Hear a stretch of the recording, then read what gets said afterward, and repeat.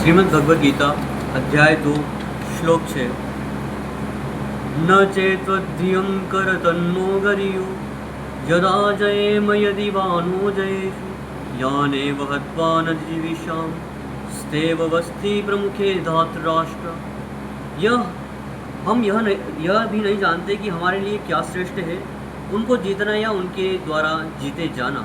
यदि हम धृतराष्ट्र के पुत्रों का वध कर देते हैं तो हमें जीवित रहने की आवश्यकता नहीं है, फिर भी वे युद्ध भूमि में हमारे समक्ष खड़े हैं।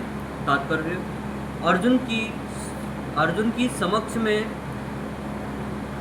की समझ में यह नहीं आ रहा था कि वह क्या करे, युद्ध करे और अनावश्यक रक्तपात का कारण बने। यद्यपि क्षत्रिय होने के नाते युद्ध करना उसका धर्म है, या फिर वह युद्ध से विमुख होकर भीख मांग कर जीवन यापन करे। यदि वह शत्रु को जीतता नहीं तो जीविका का एकमात्र साधन भिक्षा ही रह जाती है। फिर जीत भी तो निश्चित नहीं है, क्योंकि वो कोई भी पक्ष विजयी हो सकता है। यदि उसकी विजय हो भी जाए, क्योंकि उसका पक्ष न्याय पर है, क्योंकि वो सत्य के मार्ग पर है, तो भी यदि धृतराष्ट्र के पुत्र मरते हैं तो उसके बिना रह पाना अत्यंत कठिन हो जाएगा, क्योंकि वो उनके बंधु बांधव है। उस दशा में यह उसकी दूसरे प्रकार की हार होगी।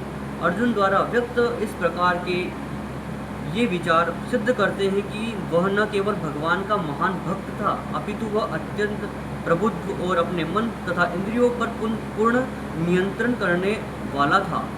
राज परिवार में जन्म लेकर भी भिक्षा द्वारा जीवित रहने की इच्छा उसकी विरक्ति का दूसरा लक्षण है। ये सारे गुण तथा अपने आध्यात्मिक गुरु श्री कृष्ण के उपदेशों में उसकी श्रद्धा, ये सब मिलकर सूचित करते हैं कि वह सचमुच पुण्यात्मा था।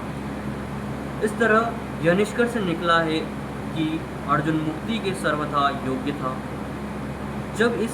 जब तक इंद्रियां संयमित न हो, ज्ञान के पद तक उठ पाना कठिन है, और बिना ज्ञान तथा भक्ति के मुक्ति नहीं होती है। अर्जुन अपने भौतिक गुणों के अतिरिक्त समस्त देवी गुणों में भी दक्षता, हमारी इंद्रियां जो है वो सबसे प्रबल होती है, यानी कि 5 तरह की इंद्रियां, आँख, कान, नाक, त्वचा और जिह्वा, ये 5 प्रकार की चीज़ें होती है। जिह्वा से स्वाद इंद्रिय होती है। अगर हम स्वाद के लिए सारी चीज़ें कर रहे हैं तो उसको कंट्रोल में करना है। नासिका, यानी कि हम जो भी स्वाद ले रहे हैं, अगर कठिन से कठिन परिस्थिति भी हो जाए तो वहाँ पे भी हमें जैसे कि स्वाद इंद्रियों पर ध्यान नहीं देना चाहिए। और ये 5 प्रकार की जो इंद्रियाँ हैं, इन्हीं के चक्करों में मन लगा रहता है। इनके ऊपर मन का कंट्रोल होता है। अगर मन के ऊपर हम कंट्रोल कर लेंगे तो सारी इंद्रियां हमारे पक्ष में चलेंगी। अगर हमने इंद्रियों को विजय कर लिया, जिसके पास कोई भी लक्ष्य हो, हम उसमें विजय होंगे ही। इति श्रीमद्भगवद गीता सुनिश्चित ब्रह्म विद्या योग शास्त्र श्री कृष्ण अर्जुन संवादे अध्याय 2 श्लोक 6 समाप्त।